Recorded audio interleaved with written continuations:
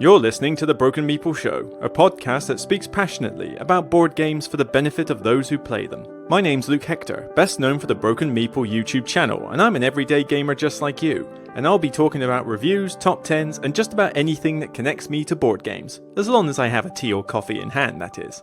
So grab a cup, relax, and enjoy. And remember, it's only a game.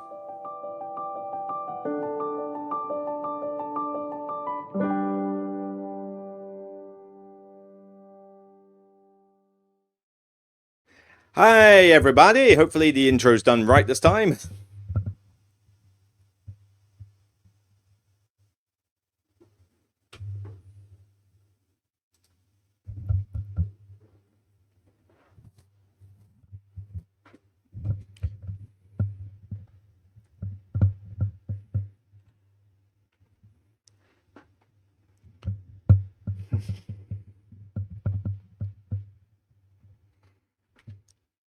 Hi everybody, Luke Hector here for podcast 103. This is a little bit late because of, well, one of the main topics I'll be talking about today, which is, of course, I've been at Gridcon this last weekend for Paul Grogan's convention back in Taunton. So I was kind of away from Friday through to Sunday. Thursday night I was visiting the parents who also live just outside of Taunton, and so I couldn't exactly be around to do the podcast. By the time I got back yesterday, I was knackered, I was exhausted, and then I went to play Valheim online with some mates, so couldn't exactly find time then. But I've taken a break for Monday evening so that I can record this, and I'll give you some, lowdown on the games I've played and any fun little tidbits here and there. But then I've also got a review for the second part of this episode where I want to talk a little bit about a game, Garfield Games, Ezra and Nehemiah, because it's not a game that I've got time before Christmas to do a full review for, so I figured I'd use the podcast as an excuse to do it, because this isn't a review copy, it's just literally something I bought with some Kienda credit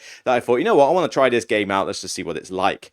But generally, health-wise, not too bad. I mean, my voice will hopefully carry for this particular episode, but I have noticed that in the past it has had a little bit of a laryngitis feel ever since I came back from Essen and had that spell of COVID.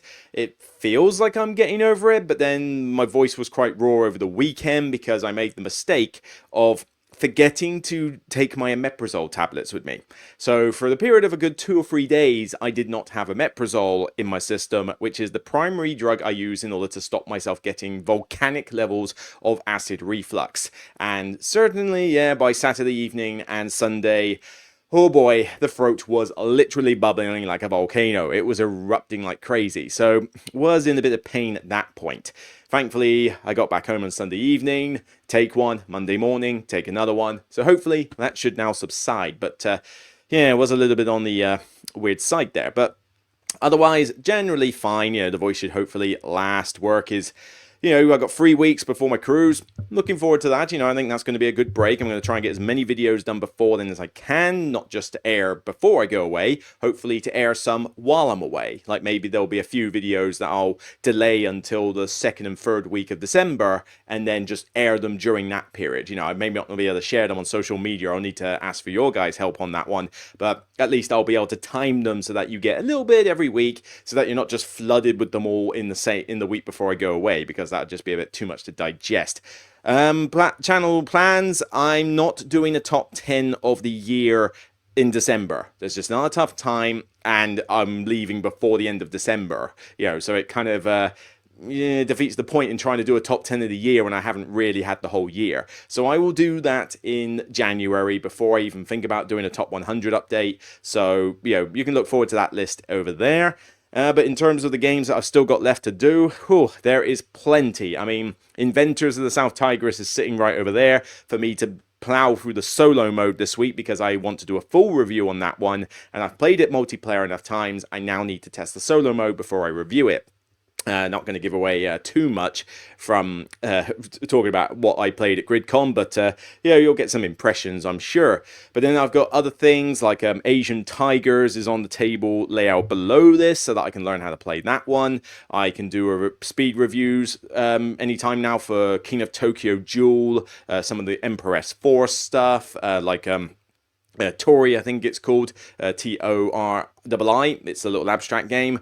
I've also got, what else have I got? Oh yeah, Galileo Galilei. People have asked me to do that one. There'll be a speed review for that. Don't worry. That one I can do any day now. That should be coming out pretty soon, hopefully this week. What else? There's got to be some of those. I have to think about that. But yeah, there's still some more content to come, and I've even got games there that haven't even been looked at yet, like Station to Station from Alley Cat Games, Reef Project I bought on a whim. I probably won't review that until January. Ancient Knowledge Heritage expansion, which is a problem because I seem to have mislaid my original base game copy. That's going to be a little tricky. And even the Game of Tarot, from Yellow Games, that is on the cards as well. And there's other ones dotted around besides, even like more stuff from Empress 4. Certainly I'm going to be still busy on top of work. But in terms of the channel itself, yeah, not bad. We're up to, where are we up to now? It would help if I was on the dashboard.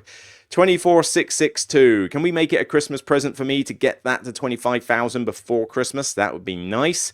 I mean, you've got just over a month to find me another 338 people to bump that to 25,000. That would be a nice Christmas present to end what is mostly been a pretty of a crummy year, really.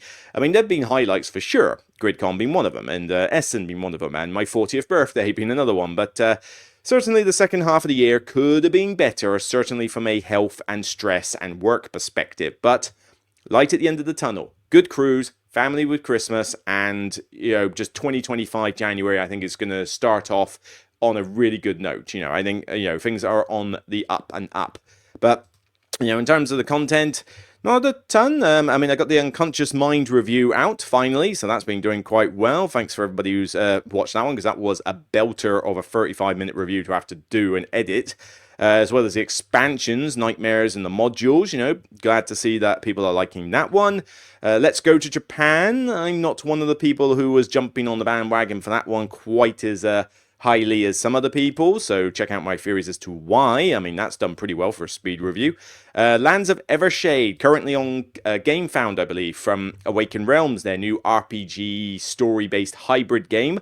I've done my preview thoughts on this, and as you know me, there's a lot of reviewers or a lot of people who basically preview, they preview, and I don't like previews in general because they just feel like adverts, but what they tend to do is only review games that they like, and they'll preview everything, regardless of what the game is. I'm the opposite of that. I only preview games that I like, and I review everything. So it's the opposite way round. So if I'm doing a preview for a game, yes, I like it.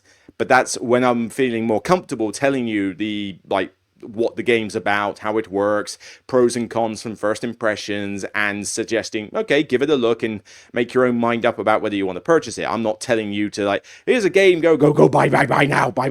It's nothing like crazy like that. So by all means, check that one out. And lastly, Evenfall the Crystal Path. I suspect a lot of you don't even have Evenfall the game. The view certainly maybe suggested, but by all means, if you have Evenfall, then great, you've got an expansion review there, the Crystal Path. And if you've never played it, then by all means, try and find a chance to play Evenfall, because it is a really solid game, and you will enjoy it if you are into kind of a more meaty card engine builder. It really is a solid piece of work. But yeah, all well and good. So moving on quickly to what the hell was I doing over the weekend? Well, Gridcon was what I was doing, Gridcon 5, and, yeah, a little bit of plugging, but, credit where it's due. Paul Grogan runs a pretty sweet convention. This is done in the Holiday Inn in Taunton, so literally the one that's just off the M5 junction, and it's your typical convention. Here's a bunch of tables, here's a bunch of people that you like, go and play games, except a lot of the people who come to this convention kind of semi-know each other because we're Patreons of, we're on Paul Grogan's Patreon, and as much as I, say to people this channel would not run without the Patreons who support me, well played and thanks to you. Same goes for Paul, and I'm a Patreon of his channel as well as a lot of other people, so we tend to meet up with a lot of familiar, friendly faces while we're there. And there's a good, decent, heavy games selection for the library. People tend to bring their own heavy games. Certainly a lot of heavier titles get played at this convention. I mean, if you go here and only play light stuff, you'll be able to. There'll be some people who will, but you're kind of mainly here to play those long games, those heavier games, the big table hogs, not, and that's more the general gist of what there is. There's also his giant raffle, this giant sort of charity raffle, which has the amount of games that publishers give this guy for the charity raffle is beyond ridiculous. It is insane. But, that's a good thing, because at the end of the day, it's for charity, and a lot of people walk away with a lot of games, and it's all good fun. So can't exactly knock it. Although I have yet to win anything off that raffle in the last 7 years, because I basically buy I don't even care if I win games on the raffle, because most of the games I've already played or don't need anyway. But I always at least give some money to the raffle because it goes to charity, so I'm at least doing that. But it's nice to win every now and again. Why can't I seem to win raffles? I suck at raffles when it comes to my luck. But it's just pretty solid. I had a good time, minus the acid reflux. Everything else about the convention was great. I had a good time, played with some really quality games with a lot of quality people, and it was like exhausting on the mind because I had to basically come from that and then go straight to work on Monday morning. So yeah, it's a bit of a long few days, but that's why I decided to take this evening off just to record this podcast, and I'll probably go to the gym after this, do a bit of cross-trainer exercise just to completely knacker myself out. And then for the rest of the evening, I guess I'll break out Inventors of the South Tigris, play a bit of solo, and if I've got time before I need to go to bed, I certainly would like to watch the second act of Arcane. Yes, Arcane is back on Netflix, and I've been singing the praises of that series like crazy, saying it is amazing. It still is. The first act of the second season was great as well. I'm hearing great things about the second act. I cannot wait to watch it. But I'm going to need a good 2 hours in order to do that, so maybe I'll have to do it in bits. But trying to avoid spoilers is an absolute nightmare. So yeah, hopefully I'll get onto that soon. But what did I end up playing at Gridcon? Well, first of all, I did do let's take a drink first. Oh yeah. I love these Contigo mugs. These Contigo travel mugs. You can just get them in Asda for like a tenner or something, or get them on Amazon for a bit more. But I love these things. Drink just stays hot in this for ages. And I've got honey mixed green tea. Oh, it is very nice. Good for my throat, good antioxidants. And, one of my Patreons actually gives me, one of the viewers on my channel actually gives me honey. He brings over honey from Greece, on every Gridcon and occasional other conventions, depending if I've run out. And, I was just about running out from the last dash. All I've got is this like quite thick honey, and he's brought like 3 more giant jars of we're talking half a kilo each of honey. And it's, like honey with thyme, rosemary, all sorts of different flavors. And it's like, man, I mean, just taking a spoonful of that to help my throat is gorgeous enough. But I just love to mix it in some ginger tea, some chamomile tea, some green tea, even mint tea now and again. It's honey. It goes in pretty much anything that honey can go in. I love it so much. Delicious. But anyway, Windmill Valley. So this was an official demo I did for Paul Grogan. Basically, he does a few demos which he will teach, but then he asks some of us to teach now and again. I've never done it before at Gridcon, I must admit. So I thought this time, I'll do one, and maybe next year I actually might do a few, because as much as I do go there and enjoy playing games, you know what, I do like teaching people games that I like. And in this occasion, I couldn't get my first and second choice, unfortunately, so I got my third choice, which was Windmill Valley. Not to say that I don't like Windmill Valley, it is still on my shelf, and I still gave it a good review. Check it out. But this was the official demo I did, so taught 4 players how to play it, and it went down pretty well. It's an easy teach, it's an easy learn, and they all tried different things, focusing on windmills or focusing on action wheels, focusing on particular tulips, that sort of thing, and everybody got a kick out of it. Can't remember where the score was. I mean, this was quite early on, so they'd only recently started the game, I think, to get to these points. But I think one person got to about 110 odd, and then previous ones were just below the 100 mark, and one guy was a bit further back. So, there was certainly a bit of a spread, but, Windmill Valley is still a solid game from Board and Dice. One of their easiest games to grok and sort of get into, which is kind of half the reason it does well for me. I mean, it's very pretty and it's very smooth. It's a smooth thinky Euro, which we don't get a lot of those. Yes, it's relatively light, but there's still enough depth, there's still enough customization to kind of do your own thing here. And it looks very colorful on the table, it doesn't take up a lot of space, and it allows for different paths to victory. So yeah, I still like this one, and teaching it is kind of a breeze, really, but compared to a lot of other potential ones there. So yeah, by all means, give this one a check and look at my review for more details. But this demo went pretty well. Next year, I'll get in a bit earlier and see what else I could demo, because I do enjoy it. Just seeing people enjoy a game that I enjoy is always rewarding. All right, what else we got? Next up, oh yes, was it Inventors? Actually, wait a minute, no, this is a solo. Nope, this was my learning game of Inventors. I'm going the wrong way in my things. Here we go, Black Forest.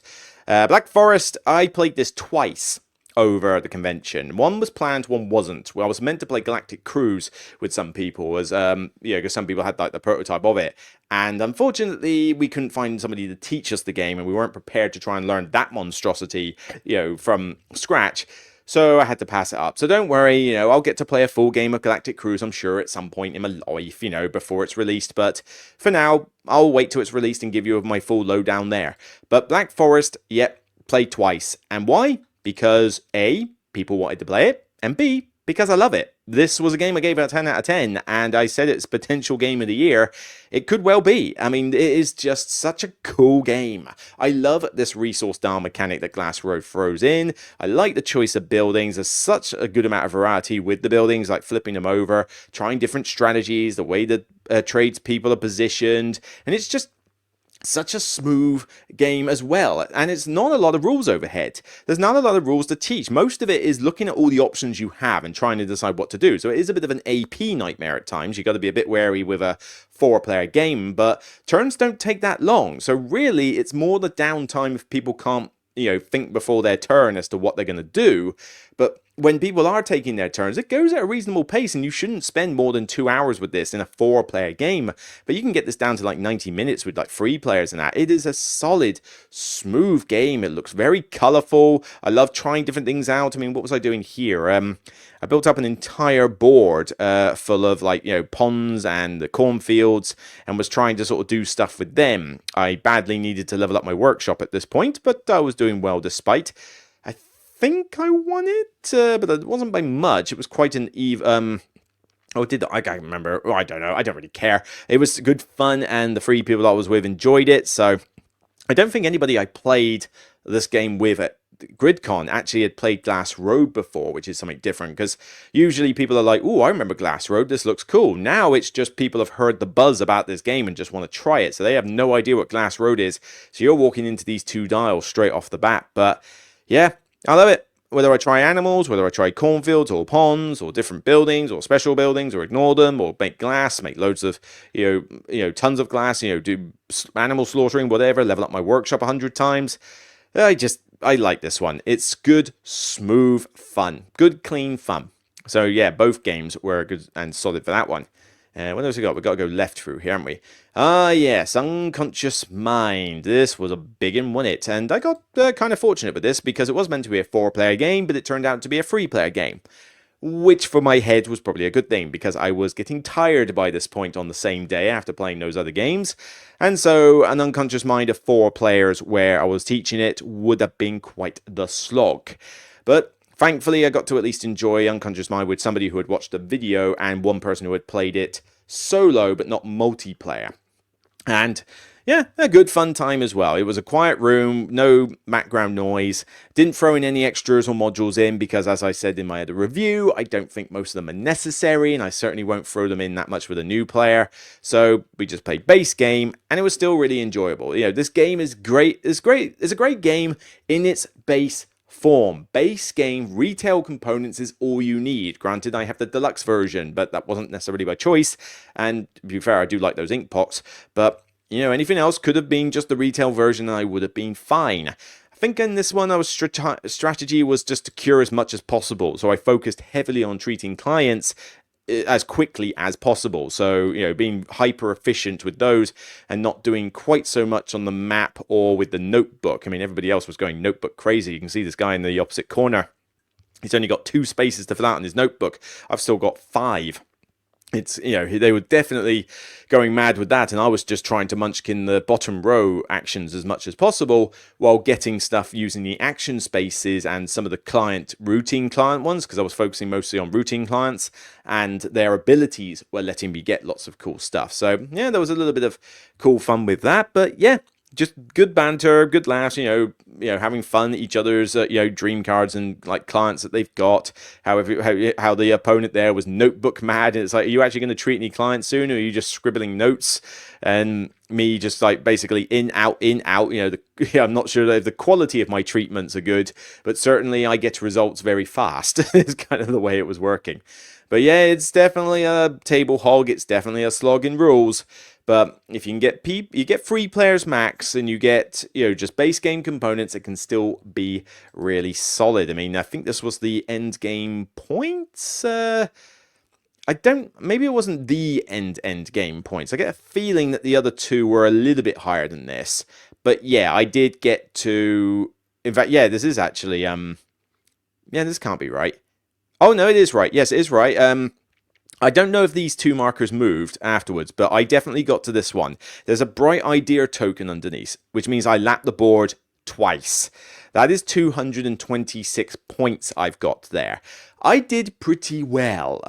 Yes, I got a lot of points from case study clients, from stuff during the game, published treatises, and high reputation. I was raking in quite a fair few points. That's probably my top score I've had in this game so far. So yeah, did rather well, but good fun nonetheless. Oh yeah, this is the honey. I mentioned the honey that got brought. So what have I got there? Meligris. Meligris, Meligyrris, Crete. Meligris Crete. I have no idea what this brand is. I have no idea how to pronounce it properly, but look at these honeys I've got here. I mean, these are big jars of honeys. They look cool. They're runny honey. And what have we got there? Forest honey, wild cherries and wild thyme. Now, I'm a little bit worried about that one because I'm not a cherry fan. So I'm hoping the cherry is... I'm hoping the fact that it's a wild cherry means it's not like normal cherries, and maybe it'll just taste too much of honey that I won't really care. The one on the right, though, definitely looking forward to that one. Organic mountain honey, wild thyme flavor. Ooh, that does sound pretty good. The one in the middle, I can't remember what that flavor was. The label's on it, but yeah, more honey, always nice. Right, now this one I didn't plan for. I didn't plan to play Ark Nova, but I did. I literally finished the Unconscious Mind game. My head was slightly, trying to stay focused. And then I came across, mate of mine, Dylan, from the convention, and Lee as well. And we just I saw them sort of getting out Ark Nova, because I think they were planning to play a 2-player of it with Marine Worlds, because the two of them know how to play Ark Nova, and they like to play a game quick. So they kindly let me in for a 3rd player, and yeah, cool, blimey. I mean, I watched a game of Civolution being played, and I can't remember if they were in the teaching phase or they'd already started playing. We unpacked and played and packed away an entire 3-player game of Ark Nova.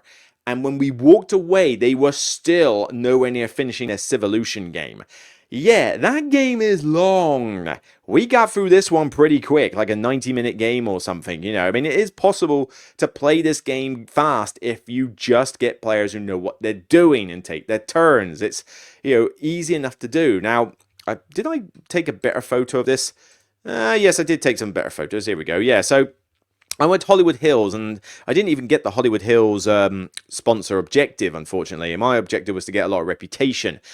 And boy, did I get a lot of reputation. My marker maxed out on the reputation marker about halfway through the game, if that. It just went sick. And a lot of that was because I kind of snowballed from all the sponsors I was doing. I mean, these animals that I've got here, most of these animals got played in the last third of the game. For most of the game, all I had was that first animal there at the top, a single cowfish. That was it. My zoo just had a cowfish. And that was about it. And then I just played maybe a couple of predators, and eventually I got a bald eagle. And yeah, not a lot of animals were really being played. I was passing them off to do other things, which was to play a lot of these sponsors. I mean, we had a bird focus in this game, so got the ornithologist, got the bird sponsorship, vultures. But what I ended up doing was getting a lot of science symbols and stuff like the science lab, the science museum, medical breakthrough. Those were turning up. I had the spokesperson as well, so I was getting a green point and a rep point every time I played a science symbol. And even though a mate of mine was, even though the other player was getting money because I was playing science symbols, who cares? I was just raking it in. So God knows how many science symbols I got there. Was it 3, 4, 5, 6, 7, 8, 9, 10?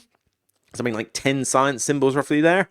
Yeah, went a little bit mad. And as you can see, we were using the asymmetric cards as well. So I've got the association one that lets you do another action instead of the level 5 of associations. That's brilliant because I wasn't really focused on association. I mean, look, I got 1 worker out and 3 science and universities, and that's it. That's all I did for association. I got no partner zoos, no donations, no nothing. This is the final score. You know, there's my marker over there, the appeal marker on about 60 odd. There's my green marker that's now reset to 37. So I think I was plus 30 odd, plus 25 odd, somewhere around that mark, which is not necessarily the highest score I've ever had, but in the time that we speed run the game, I certainly ended it a damn sight quicker than red and blue, as you can see from this lot. But cool, blimey, yeah, that association card is nice when you don't want to focus on association. And for those people who say that you can't win the game without focusing hard on association, well, I just proved you wrong.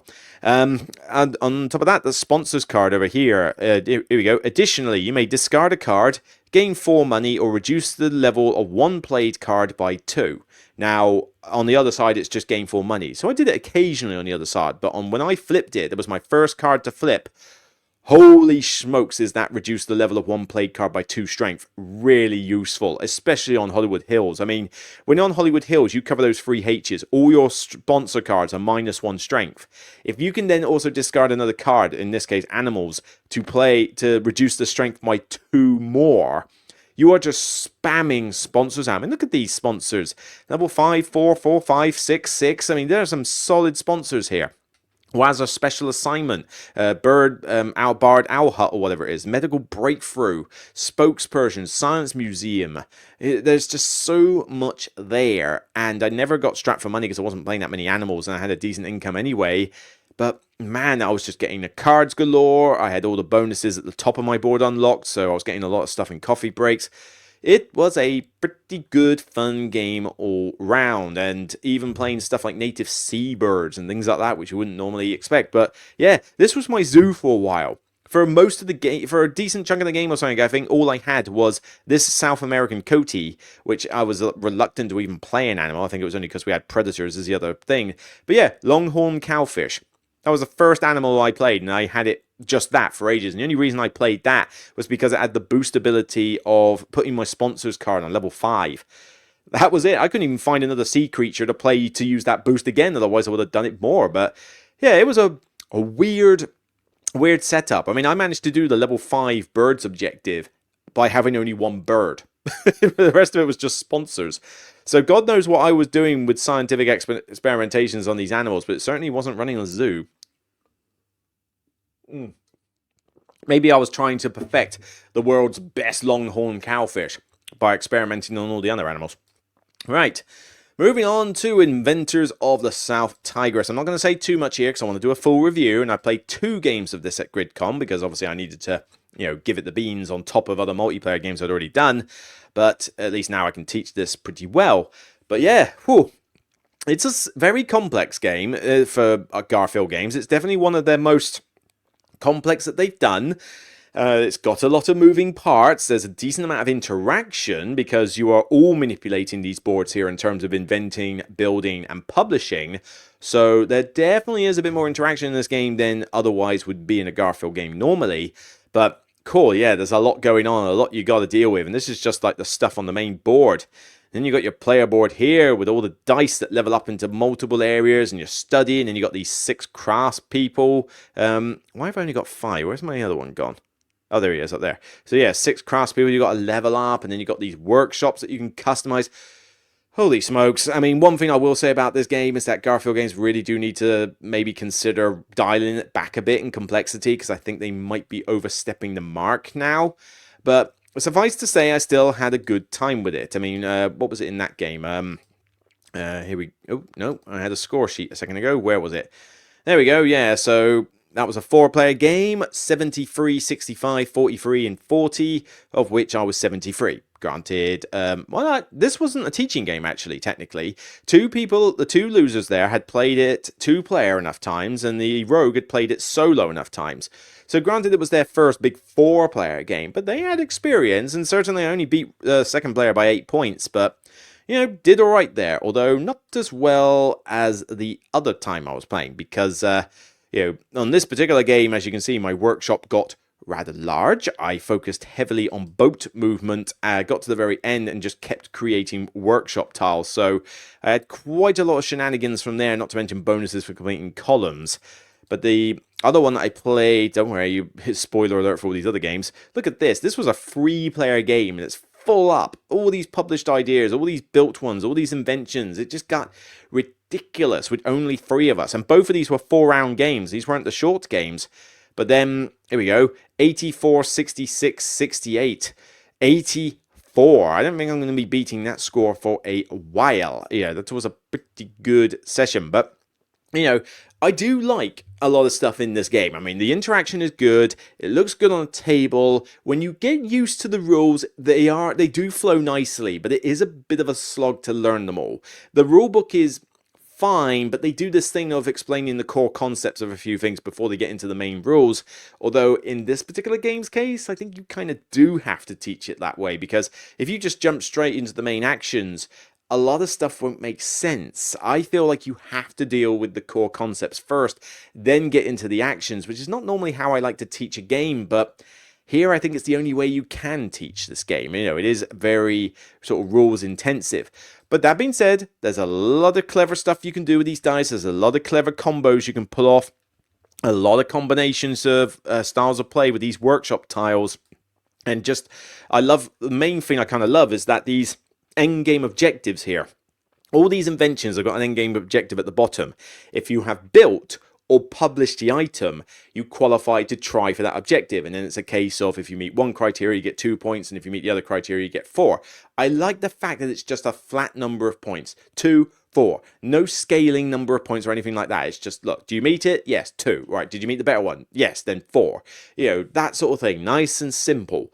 But it's cool that you can sort of jump on other people's stuff. Just because you invented it doesn't mean that you build it or even publish it.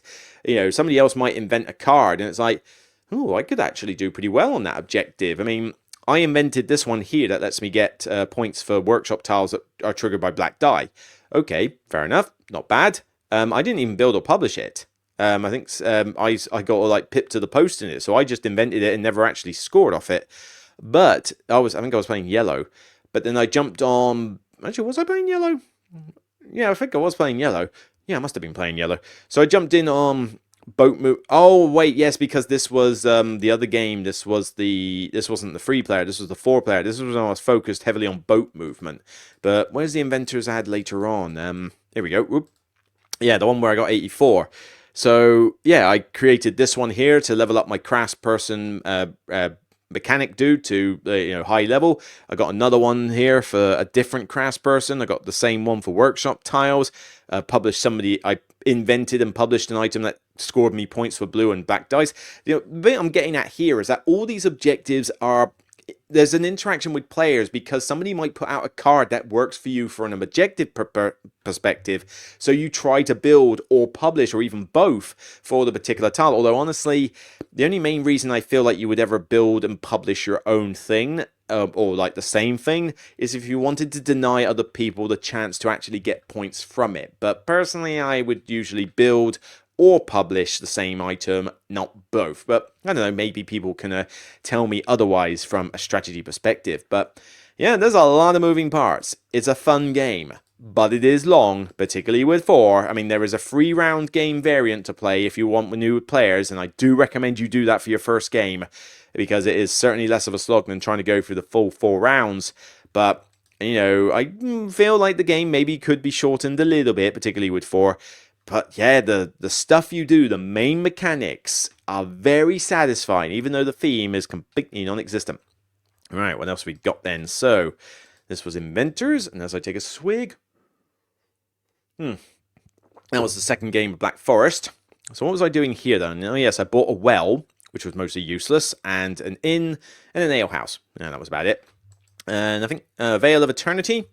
Yeah, played this game, did a really cool combo with some green cards that basically let me gain points with a bunch of end of round abilities and a few tick overs and focusing on green cards. Took a while, I mean, there was 4 of us, but, you know, I didn't play Artifacts, the expansion, because the Artifacts expansion, oh god, yeah, I've got to review that, haven't I? Yeah, I need to do a Beyond the Base Game video for that. Well, slight spoiler alert, it's a good expansion, but be very, very warned if you're going to play this with slow people or 4 players, because the artifacts might be worth leaving out of the box at that state. But yeah, just the base game, good fun, love this game, such a cool, unexpected gem of an engine builder. And then Hegemony. Oh, yes, Hegemony. Hegemony. Who doesn't like a game of Hegemony? Probably plenty of people. But this one, another one, I got to play the state yet again. Everybody else always wants to play a different class than the state. And I know what they mean. The state doesn't have a lot of action choice. And yeah, it can be a little bit annoying in that respect. But, oh, sorry. A little yawn there. You can tell I'm knackered. But this one I still enjoy playing the state because I get to manipulate the other 3 players. I get to see how the game's going and try and think, right, well, how can I scupper this player? And, you know, Blue's not doing too well. How can I give Blue a bit of a leg up while, you know, benefiting me as well and hampering others? And here, I've given some health benefits to Red, mainly because Red wasn't pulling their weight in terms of my legitimacy marker. So I thought I'll give you a little bit, but not enough, you know. And, you know, we ended up with a situation where, yeah, you can see the 2 black markers. Oh, I didn't flip that. Didn't flip that. Actually, I don't remember us getting to A on there. Oh, I must have switched back very quickly. But, yeah, I didn't flip that tile. But I have a feeling that when it got to free healthcare, it went back very quickly. But the thing with this was that we ended up with like free education, but I sold my education place to the capitalist who then sold it on after that. So I was never producing any education after the working class had already made it free. So it's like, yeah, education's free. I'm not making any of it, but it's free. All the while, the tax rate's high. Now, it's not high here because, annoyingly, the capitalists brought it down to B. How dare they? But we did get it to 9 at one point. We almost had it on 11. So I was enjoying some pretty sweet taxes. But, oh man, do I just love this game. I mean, you know, this game is just so much fun each time. I love seeing how different players play. I mean, the middle class went for a pretty high prosperity strategy and did pretty well. I mean, they stalled a bit in the very last round, but they were doing well. They were contenders to win, and I had to fight them in conjunction with the working class. The capitalist was a bit further behind, but fair enough. You know, the capitalist is a harder one, I think, to win with, in my opinion. But yeah, there was some good crazy stuff. But what happened was that the working class on the first turn turned immigration off. So they were enjoying prosperity with very few people, you know, very little population. And then at one point, I basically used one of my cards to propose all the way to top immigration here. Because I had all the influence cubes, I made it pass. And just before the last round, or was it the 4th round? 4th or last round, I managed to just suddenly kick their immigration into high gear. And then they had all these unemployed. They tried to demonstrate. I opened my public companies, set a few of them in, only to then reverse the bill in the very next turn and close them all again just before the round ended. So it's like, in bird culture, I believe we call that a dick move. But yeah, it's just good, solid fun. I really enjoy this. It's another hit. And yes, I think I did win in the end. Yep, quite a margin. I mean, there's blue there. Red's only just ahead of them. Yellow breaches 100 there. And I'm on 130. I mean, I do find it easier to win as the state. Some people I have seen tank the state. But when I play the state, I just seem to do very well with them. Now, granted, they should have tried to tank me at some stages. They should have got the IMF on me. I did get away with murder on a few things, but yeah, I was just rolling in purple cubes and had a lot of money, didn't have to worry about that kind of thing, and just, yeah, probably got away with too much in this game. But yeah, as I say, still really, really enjoyable. How are we doing for time? 38. All right. So briefly, SETI, another fun game. We opened up the aliens, the one that looked that. I love the way that they described it. They said it was a giant cigar spliff in space, which kind of does look a bit like that. And we had my favorite aliens out who have the cards that you put the marker 15 points ahead and then they trigger effects. But this was another good 4-player game, although it did go quite slow. And as I say, I still find SETI to be a 10 out of 10 game. I say a low 10 out of 10 game. Low 10 out of 10, high 9. Its main flaw is its length. The length of this game is problematic with 4 players, and a lot of people agree that 5 rounds is too much. I'm actually going to trial something in the future. I'm going to see, maybe not for 2 or 3 players. I think for 2 or 3 players, 5 rounds is fine. And certainly for solo, 5 rounds is fine. But I'm going to try out in 4 players only doing 4 rounds. Because honestly, you achieve a lot in 4 rounds. The 5th round just feels like a win more situation. So I don't think it would unbalance the game that much if I did a 4-round game instead for 4 players. So I'm actually going to try that next time and see what difference it makes, because if it doesn't make any tangible difference other than simply making the scores a little bit lower, then I'm going to do that from now on. And CGE, if you ever listen to this episode, when you're doing the expansion for this game, just give me more aliens, just give me more cards. Don't give me more mechanics, just maybe improve the 2-player experience for the scanning action. That would be cool. Put in some neutral player that messes around with the tokens. But also just consider a variant where we have 1 less round with maybe asymmetric powers or some boosts that you get instead of the normal route. Because honestly, I think that's the missing piece to make this like a grand 10 out of 10 game for me. But minus the length, still great fun, still really enjoyed it, and I can't remember where we ended up on points. I mean, this is close to the end of the game, but not fully end of the game. I definitely breached 200, so I definitely got to around this area on the 200 and something mark. But these, we were quite close together at one point. It was definitely anybody's game until we did the gold scoring objectives, and then I did a lot better on those. But yeah, still great fun, still enjoyed it, and everybody else at the table enjoyed it as well, so another success for SETI. Alright, okay, that's enough from Gridcon, that is enough. Is there any more of those? Yeah, just one there, so was that end of the game? Did we do an end of the game photo? I'm not sure we did. I mean, that was just 2 because I thought somebody's hand had got in the way. Nope, no other photos for SETI. Fine, so let's get rid of these and move on to a quick review, and sort of speed review. This isn't like full review, but it is a review of Ezra and Nehemiah, Rebuild the Walls and Temple for the Returning Exiles of Ancient Jerusalem. Whatever. Yes. Look at this description here. It goes on for ages about, in his first year as king of Persia, Cyrus the Great issued a decree, blah, blah, blah, blah, blah, boring, I never liked RE at school. God of heavens, given me the kingdoms and any place survivors may be living, temple of God, Jerusalem, Ezra, blah, blah, blah, falling asleep just trying to read it. It goes on forever with this massive, history lesson of it, right? And then it says the first word about the game is, the aim of Ezra and Nehemiah is to be the player with the most victory points at game end. You cannot give me this massive blurb trying to decree that your thing has a theme and then start your explanation off with the game that you're trying to get victory points. You just instantly killed the theme of this game.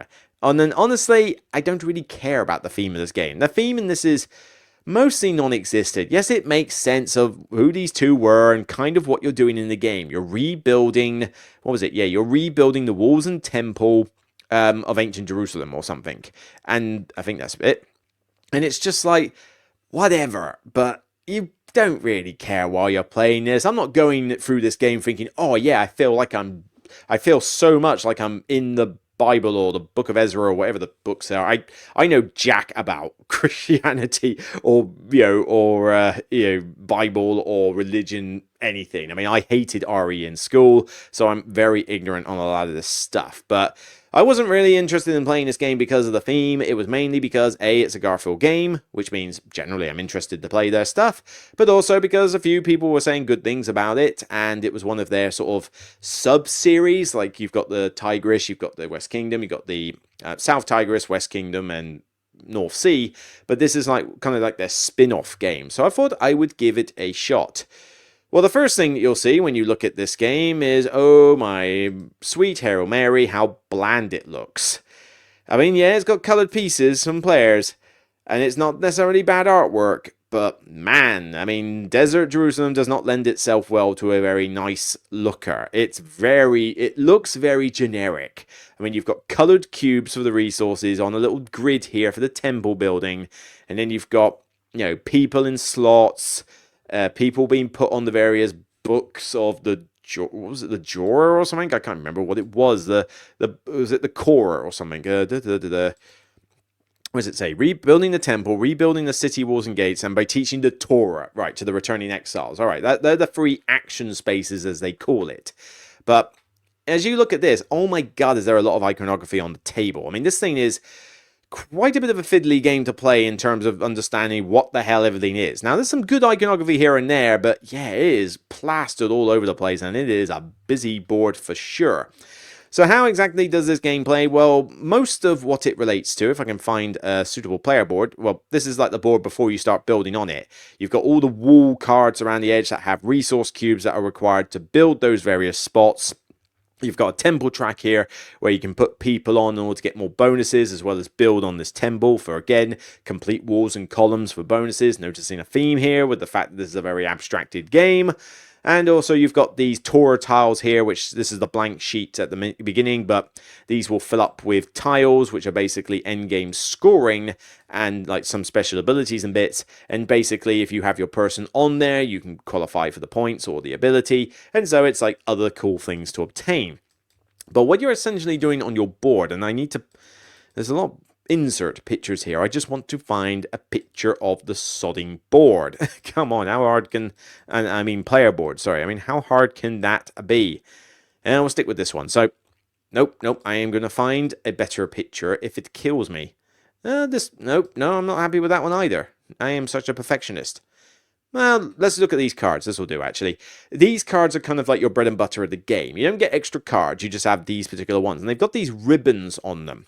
So the best way to kind of describe this game is Garfield Games' ancient hits, because a lot of stuff in this game has definitely been jury-rigged from other games that they've done. Like, I'm not entirely sure there's a unique bone in this body, or an innovative bone in this body, because it's all stuff you've seen before.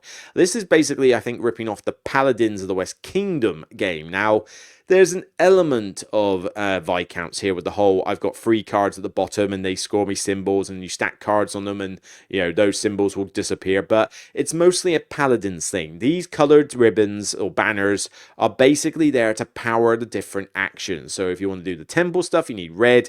You want to do the building stuff, you need gray. And if you want to do the Torah stuff, you need blue. And that's basically kind of how this works. They've each got their own little special ability or like trade that they can do, a particular location that they're associated with. And, you can do these trades to get more resources for money. But the main thing is that you are trying to set up your cards so that you can do the actions you want, because they all have different costs of how many banners need to be showing on your board.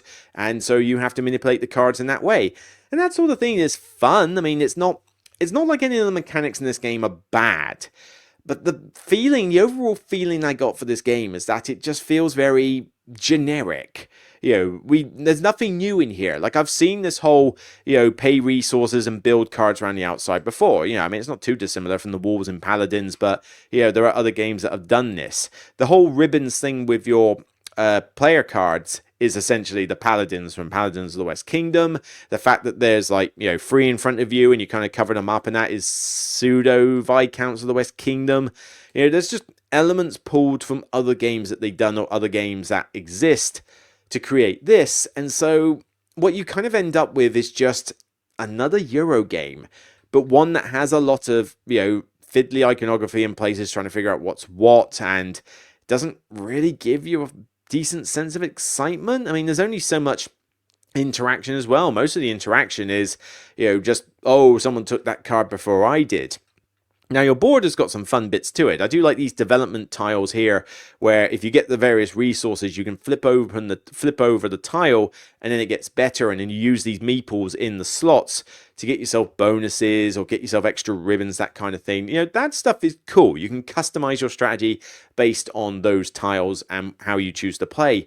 But, leveling up this track, pay bread, put a guy down, get a cube. Pay bread, pay more bread, put a guy down, get better cube. And then the temple up here, put cube down, get point, or requires this many ribbons, get bread, get coin, get victory point. It's all just very generic and mechanical. I mean, even this, you put somebody in the bottom row of this tour, and then then you have to go into one of the two above that one, and then you have to trace a line back from wherever you're going to back to the middle, so you can't just jump ahead to the top row. You have to kind of build up in stages, because theme, I mean, this is a pyramid scheme. No, not a pyramid scheme, like a pyramid style action placement system with reading the Torah. Why? It's like the theme is just like, yeah, whatever. This is a setting now. Here's a bunch of minigame mechanics, and it almost feels kind of Stefan Feld like. And the last thing I want to feel like from a Garfield game is a Stefan Feld feeling. There's like, no way, Jose. But the game itself is not bad. I mean, there's a decent amount of thinkiness to it. And you are going to be planning a bit on your turn, and there's a sense of efficiency, and there's some tactical opportunities when these cubes start clearing off to try and build areas. But nothing about the game makes you go, oh yeah, that was a really cool combo, because there's a lot of tightness in this game. It is a relatively tight game for resources and stuff, that you're not really going to be creating such uber combos all the time. But it's just generic, it's forgettable, and that's its biggest sin, because I will play it if somebody puts it in front of me and that's the choice for the evening, and I enjoyed playing it solo. The solo game was fine for it, but I just didn't feel myself wanting to play it that much after I'd played it. It's like, I would play it and then I'm like, yeah, I'm done for a bit.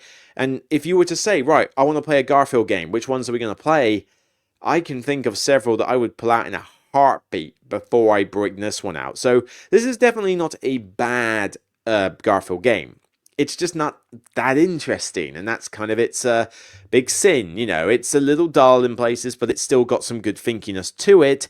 It's a bit bland looking, but it's still relatively well produced. Bit of a table hog as well, and but there's a decent amount of thinkiness. The reference tiles that you've got are pretty good with remembering how things work. And I do like the card system. I do like this, using the cards for multiple uses and developing your board in a way that's comfortable for you, that fits with your strategy. All well and good. But I'd rather play Viscounts, or Wayfarers, or Architects, or Scholars, or Inventors, or Raiders, or Shipwrights. I'd play all of those before I played this one. And all of those are games that I would give a seal of endorsement to, easily enough. This one, I don't think is enough for me to give a seal of endorsement to, but it's still not bad. I'm giving it a 6 out of 10 overall. It's an above average game.